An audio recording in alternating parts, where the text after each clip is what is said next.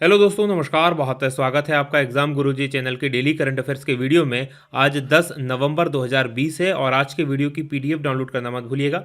ये पीडीएफ आपको हमारे टेलीग्राम चैनल से मिल जाएगी, जिसकी लिंक नीचे डिस्क्रिप्शन में दी गई है। उसके अलावा ये पीडीएफ आपको हमारी एप्लीकेशन एग्जाम गुरुजी ऐप से मिल जाएगी। और आप लोगों के लिए एक बहुत बड़ी खुशखबरी है। एग्जाम गुरुजी लेकर आया है आपके लिए हैप्पी दिवाली सेल। और ये दिवाली सेल आज से प्रारंभ हो गई है और ये चलेगी 17 नवंबर तक, यानी दिवाली के एक दिन बाद तक। अभी हमारे कोर्सेज जिन प्राइस में आपको मिल रहे थे उससे जस्ट 50% ऑफ में सारे कोर्सेज मिल जाएंगे। जैसे एमपीपीएससी प्री प्लस मेंस का जो कोर्स है वो अभी आपको 12,999 रुपये में मिल रहा था, वो अब आपको 6,499 रुपये में मिलेगा। उसी प्रकार से एमपीपीएससी प्री का कोर्स आपको केवल 1,749 रुपये में, एमपीएसआई का कोर्स 2020 के लिए 1,499 रुपये में, जो 3,000 रुपये में मिल रहा था। एमपीएसआई एमपी कांस्टेबल का कोर्स जो है वो 1,999 रुपये में मिल रहा था, मात्र 996 रुपये में मिलेगा। एमपीएसआई इंग्लिश का जो कोर्स था वो 999 रुपये में मिल रहा था, वो आपको 499 रुपये में मिल जाएगा। उसी प्रकार से जितनी भी हमारी टेस्ट सीरीज चल रही हैं उन सब पे ऑफ आपको मिल रहा है 50% का ऑफ। साथ में नोट्स पे अगर आपको देखना है तो नोट्स पे जैसे 1,499 रुपये के एमपीएससी के इंग्लिश के नोट्स थे, अब वो केवल आपको 1,299 में मिल जाएंगे। 1,299 में एमपीपीएससी हिंदी मीडियम के नोट्स आपके लिए उपलब्ध थे, वो केवल 996 रुपये में मिल जाएगा। यानी कि बहुत बड़ा ऑफर है, बहुत अच्छा टाइम है। अगर आप सबको लाभ प्राप्त करना है इसका तो आज ही जाइए और जल्द से जल्द इसको ले लीजिए। आगे बढ़ेंगे, बात करेंगे थॉट ऑफ द डे की। जो आज का हमारा मोटिवेशनल पावरफुल थॉट है कि उठो, जागो और तब तक मत रुको जब तक कि मंजिल प्राप्त ना हो जाए। स्वामी विवेकानंद जी का एक कथन था कि हम सबको क्या करना चाहिए, एक लक्ष्य बनाना चाहिए। हमारे सबके सामने एक गोल होना चाहिए और उस गोल को प्राप्त करने के लिए हमें चल पड़ना चाहिए। और चलते चलते तब तक नहीं रुकना चाहिए जब तक कि वो लक्ष्य, वो गोल, वो मंजिल हमें ना मिल जाए। वो रास्ता कभी नहीं छोड़ना चाहिए। तो आप सबको भी क्या करना है, उठना है, जागना है, मेहनत करनी है, लगातार मेहनत करनी है और अपनी मंजिल को प्राप्त करना है। इसी थॉट के साथ आगे बढ़ेंगे, बात करेंगे क्विक रिवीजन कल के पढ़े गए करंट अफेयर के प्रश्नों का। पहला प्रश्न है कि प्रधानमंत्री ने किस राज्य में हजीरा और घोघा के बीच रो पैक्स फेरी सेवा की शुरुआत की है और ये गुजरात में की गई है। दूसरा प्रश्न, किस देश के क्राउन प्रिंस सम्राट नारुहितो के छोटे भाई अकीशिनो बने हैं और क्राउन प्रिंस बने हैं जापान में। तीसरा प्रश्न, कि किस अरब देश ने अविवाहित जोड़ों को साथ रहने की अनुमति दे दी है, यानी कि लिव इन में रहने की अनुमति दी है, तो संयुक्त अरब अमीरात में। चौथा प्रश्न है कि सरकार ने पोत परिवहन मंत्रालय का नाम बदलकर क्या करने की घोषणा की है, तो ये पोत परिवहन और जलमार्ग मंत्रालय। पांचवा प्रश्न, भारतीय राजनयिक का नाम क्या है जिन्हें संयुक्त राष्ट्र की प्रशासनिक और बजटीय परामर्श समिति की सदस्य के रूप में चुना गया है, इनका नाम है विदिशा मैत्रा। और छठवां प्रश्न है कि किस प्रदेश में सबसे लंबे भारी वाहन झूला पुल डोबरा चांटी का लोकार्पण किया गया है, तो ये उत्तराखंड में। और सातवां प्रश्न है कि एक अध्ययन के अनुसार घोड़े, गेंडे और टापिर जैसे जीवों की उत्पत्ति कहाँ होगी, और ये हुई होगी, ये माना जाता है भारत में। और आठवां प्रश्न है कि किस प्रदेश में देश की पहली सौर आधारित जलापूर्ति योजना की शुरुआत की गई है, तो ये अरुणाचल प्रदेश में। ये थे हमारे कल के पढ़े गए करंट अफेयर के प्रश्नों का क्विक रिवीजन। आगे बढ़ेंगे, आज के प्रश्नों की बात करेंगे। आज के करंट अफेयर का पहला प्रश्न है कि 15वें वित्त आयोग ने 2021 से 26 की रिपोर्ट किसे सौंपी है। तो 15वां वित्त आयोग गठित हुआ था, इसने 2021 से लेकर 26 तक के लिए अपनी 5 साल की रिपोर्ट सौंपी है और ये सौंपी जाती है राष्ट्रपति को, तो राष्ट्रपति जी को ही सौंपी गई है, यानी कि ए ऑप्शन सही है। डिटेल देख लीजिए क्या है। तो 15वें वित्त आयोग ने 2021 से लेकर 2026 की अवधि के लिए अपनी रिपोर्ट राष्ट्रपति रामनाथ कोविंद जी को सौंप दी है। और ये रिपोर्ट जो है केंद्र और राज्य सरकारों, स्थानीय प्रशासन यानी पंचायत, नगर पालिकाएं और पिछले वित्त आयोगों के अध्यक्ष और सदस्यों, वित्त आयोग की सलाहकार परिषद और विशेषज्ञों और जानी मानी शैक्षणिक संस्थाओं, बहुपक्षीय संस्थाओं के प्रमुख के साथ व्यापक विचार विमर्श के बाद तैयार की गई है। तो ये आपको याद रखना है। 15वें वित्त आयोग का गठन जो हुआ था वो नवंबर 2017 में हुआ था और एन.के. सिंह जो यहाँ पर आपको दिखाई दे रहे हैं, ये एन.के. सिंह है, ये इस आयोग के अध्यक्ष था, इनकी अध्यक्षता में किया गया था और यहाँ पर ये राष्ट्रपति जी हैं। राइट, तो ये आपको याद रखना। क्या करता है वित्त आयोग, ये वित्त आयोग करता है कि केंद्र और राज्यों के बीच में जो वित्त होता है उसका बंटवारा किस प्रकार से होगा, पंचायतों को इसमें कितना भाग मिलेगा, तो इन सब चीज की रिकमेंडेशन ये वित्त आयोग के द्वारा की जाती है। दूसरा प्रश्न है कि केंद्रीय कैबिनेट ने किस राज्य में लुहरी हाइड्रो पावर परियोजना को मंजूरी दी है, और ये मंजूरी दी गई है हिमाचल प्रदेश में, यानी कि डी ऑप्शन प्रश्न का सही उत्तर है। डिटेल देख लीजिए क्या है। तो प्रधानमंत्री की अध्यक्षता में हुई कैबिनेट की बैठक और इस बैठक में हिमाचल में लुहरी हाइड्रो प्रोजेक्ट को करने के लिए निर्णय लिया गया है। 210 मेगावाट बिजली का यह प्रोजेक्ट होगा। 1810 करोड़ रुपए की लागत से बनेगा। इसमें करीब 775 करोड़ यूनिट बिजली हर साल मिलने वाली है। इसमें करीब 2000 लोगों को अप्रत्यक्ष और प्रत्यक्ष रूप के रोजगार मिलेगा।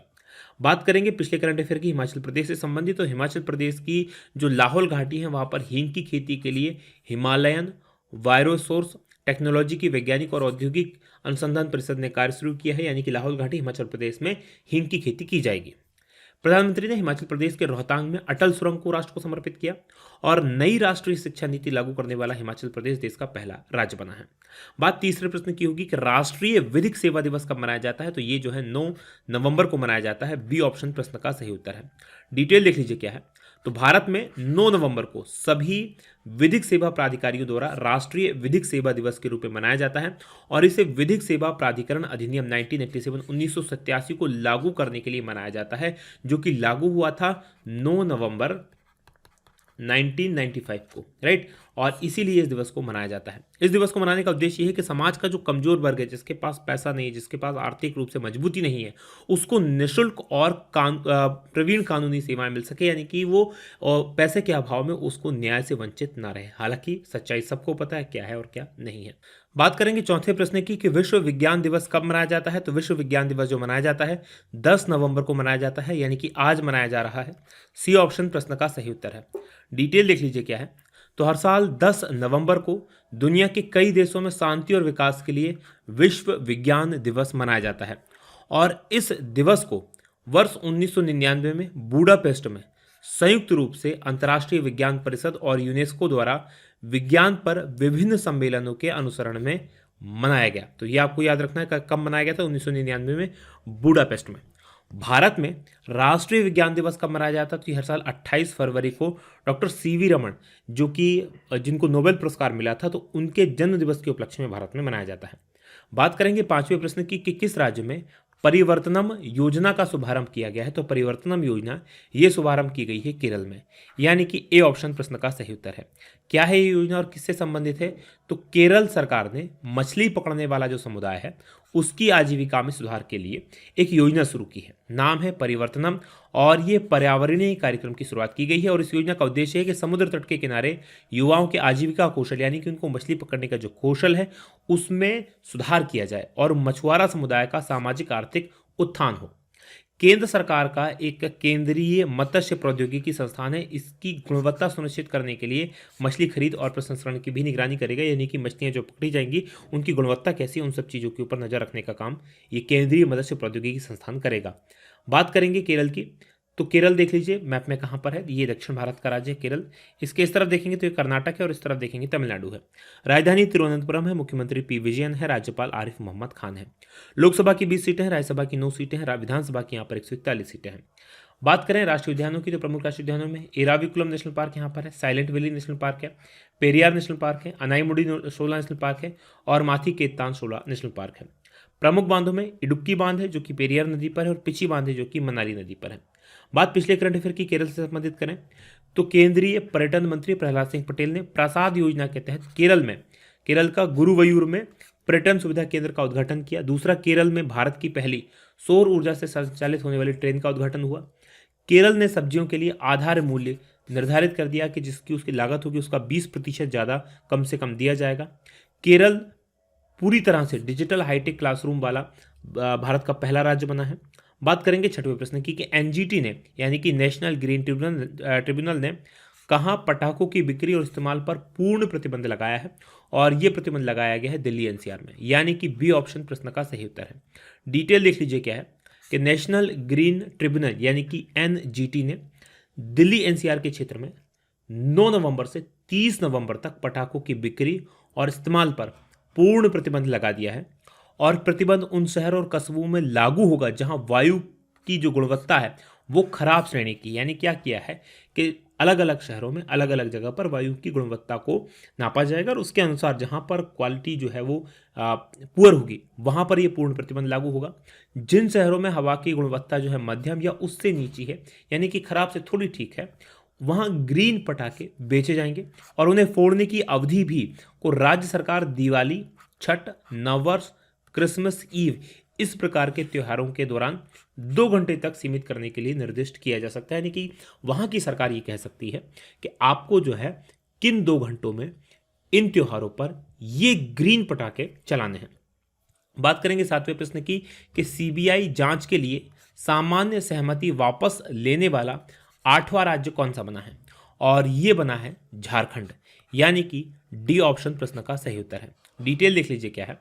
तो झारखंड सरकार केंद्रीय जांच एजेंसी यानी कि सीबीआई को किसी भी मामले की जांच के लिए दी गई जो छूट है वो वापस ले सकती। अभी तक क्या था, झारखंड में सीबीआई किसी भी मामले की जांच कर सकती थी, किसी भी मामले को अपने पास ले सकती थी।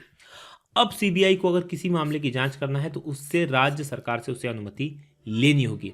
इससे पहले कौन कौन से राज्य इस प्रकार का काम कर चुके हैं, तो जो गैर भाजपा शासित राज्य हैं जैसे पश्चिम बंगाल, राजस्थान, छत्तीसगढ़, आंध्र प्रदेश, राजस्थान, केरल, इस प्रकार के राज्य सीबीआई को अपने यहाँ प्रतिबंधित कर चुके हैं। इससे पहले पूर्व में मिजोरम और त्रिपुरा ने भी इसी प्रकार की आम सहमति को रद्द किया था। अच्छा, आप यहाँ पर ये याद रख सकते हैं, इसमें यह बात स्पष्ट है कि अगर सुप्रीम कोर्ट या हाई कोर्ट कहे तो फिर ये जांच हो सकती है, लेकिन सरकार या सीबीआई खुद इस जांच को नहीं कर सकती। सुप्रीम कोर्ट या हाई कोर्ट के कहने पर सीबीआई किसी भी राज्य में जांच कर सकती है। बात करेंगे झारखंड की, तो मैप में देख लीजिए, ये झारखंड है। ये किससे अलग हुआ था, तो ये बिहार से अलग होकर राज्य बना था 2000 में। राजधानी इसकी रांची है, मुख्यमंत्री हेमंत सोरेन है, राज्यपाल द्रौपदी मुर्मू है। लोकसभा की यहाँ पर 14 सीटें हैं, राज्यसभा की 6 सीटें और विधानसभा की 82 सीटें हैं। प्रमुख राष्ट्रीय उद्यानों की बात करें तो बेतला नेशनल पार्क यहाँ पर है, दलमा वन्यजीव अभ्यारण्य है, उधवा झील पक्षी अभ्यारण्य है, सिंह भूमि हाथी रिजर्व है और हजारीबाग वन्यजीव अभ्यारण्य है। प्रमुख बांधों में मेथान बांध है, चंडील बांध है और पंचेत बांध है। बात करेंगे 8वें प्रश्न की कि किसने पेरिस मास्टर्स टेनिस का खिताब जीता है, और पेरिस मास्टर्स टेनिस का खिताब जीता है डेनियल मेदवेदेव ने। यानी कि बी ऑप्शन प्रश्न का सही उत्तर है। डिटेल देख लीजिए क्या है। तो रूस के डेनियल मेदवेदेव, इन्होंने जर्मनी के अलेक्जेंडर जेवरेव को हराकर पेरिस मास्टर्स का टेनिस का खिताब जीता है। ये विश्व के 5वें नंबर के खिलाड़ी हैं मेदवेदेव, और ये इनका 8वां एटीपी खिताब है। दुनिया के 7वें नंबर के खिलाड़ी जर्मनी के जेवरेव जो है सेमीफाइनल में दूसरे नंबर के खिलाड़ी राफेल नडाल को हराया था और जेवरेव को फिर जो है डेनियल ने हरा दिया। बात करें पिछले करंट अफेयर की टेनिस के और खिताबों की, तो स्पेनिश टेनिस स्टार है राफेल नडाल, और इन्होंने रिकॉर्ड 13वीं बार फ्रेंच ओपन का सिंगल खिताब जीता है। राफेल नडाल को किंग ऑफ क्ले कहा जाता है, राइट, यानी कि बजरी या जो लाल मिट्टी वाला जो कोर्ट होता है उसका बादशाह। गैर वरीय पोलैंड की ईगा स्वियाटेक ने फ्रेंच ओपन का महिला खिताब जीता। इसके अलावा विश्व नंबर 1 सर्बिया के नोवाक जोकोविच, इन्होंने अर्जेंटीना के डिएगो स्वार्ट्समैन को इटालियन ओपन टेनिस प्रतियोगिता में हराकर सिंगल्स का खिताब जीता। ऑस्ट्रिया के डोमिनिक थियम, इन्होंने जर्मनी के अलेक्जेंडर जेवरेव को हराया, यही अलेक्जेंडर जेवरेव को हराया है और अमेरिकी ओपन टेनिस का पुरुष सिंगल्स का खिताब जीता। जापान की नाओमी ओसाका ने बेलारूस की विक्टोरिया अजारेंका को हराया। अजारेंका को हराने के बाद में अमेरिकी ओपन टेनिस प्रतियोगिता का खिताब महिला सिंगल्स का जीता। बात करेंगे 9वें प्रश्न की कि खेल मंत्रालय ने खेलो इंडिया उत्कृष्टता केंद्र के रूप में कितने केंद्रों को मंजूरी दी है, और ये 6 केंद्रों को मंजूरी दी गई है, यानी कि ए ऑप्शन प्रश्न का सही उत्तर है। क्या करेंगे ये केंद्र, ये जान लीजिए। तो खेल मंत्रालय ने 6 केंद्रों को खेलो इंडिया उत्कृष्टता केंद्र के रूप में मंजूरी दी है, और इसमें शामिल है असम राज्य का राज्य खेल अकेडमी, मेघालय का JNS परिसर, सिक्किम का पालजोर स्टेडियम, दमन और दीव का नया खेल परिसर, मध्य प्रदेश का MP राज्य अकेडमी, महाराष्ट्र का श्री शिव छत्रपति खेल परिसर। इनको क्या किया जाएगा, अंतर्राष्ट्रीय स्तर की सुविधाओं से लेस किया जाएगा, और विकास के लिए चालू वित्त वर्ष में करीब 67 करोड़ रुपए से अधिक के लिए इनको मंजूरी दी गई है, और इनको अंतर्राष्ट्रीय सुविधाओं से लेस किया जाएगा। यहाँ पर क्या करेंगे, उन खेलों से संबंधित जो खिलाड़ी होंगे वो यहाँ पर प्रशिक्षण प्राप्त कर पाएंगे, और भारत चाहता है अगले जो ओलंपिक्स हो उसमें टॉप 10 देशों में भारत का नाम हो। बात करेंगे 10वें प्रश्न की कि किस टीम ने महिला T20 चैलेंज खिताब जीता है, और इसको जीता है ट्रेल ब्लेजर्स ने, यानी कि सी ऑप्शन प्रश्न का सही उत्तर है। डिटेल देख लीजिए क्या है। तो ट्रेल ब्लेजर्स ने गत 2 वर्ष की चैंपियन सुपरनोवास को हराया और महिला T20 चैलेंज का नया चैंपियन बनने का गौरव हासिल किया है। पहली बार ये टीम चैंपियन बनी है। कप्तान ही इसकी स्मृति मंधाना, इनकी 68 रन की बेहतरीन पारी खेली और गेंदबाजों का सटीक प्रदर्शन, इससे ट्रेल ब्लेजर्स ने सुपरनोवास को हरा दिया। बात करेंगे अब कल के सवाल की। कल मैंने आपसे प्रश्न पूछा था कि नए मुख्य सूचना आयुक्त के रूप में कौन नियुक्त किए गए हैं, तो ये नियुक्त किए गए हैं यशवर्धन कुमार सिन्हा, यानी कि डी ऑप्शन प्रश्न का सही उत्तर है। अब आज के प्रश्न का उत्तर देना मत भूलिएगा। आज का हमारा प्रश्न है कि प्रधानमंत्री नरेंद्र मोदी ने कहाँ देश की पहली सी प्लेन सेवा की शुरुआत की, तो इनमें से किस जगह इसकी शुरुआत की गई है, कमेंट करके जरूर बताइएगा। और ये वीडियो कैसा लगा बताना मत भूलिएगा। आज की बात यहीं समाप्त करेंगे। आप लोगों का बहुत बहुत धन्यवाद। जय हिंद, जय भारत।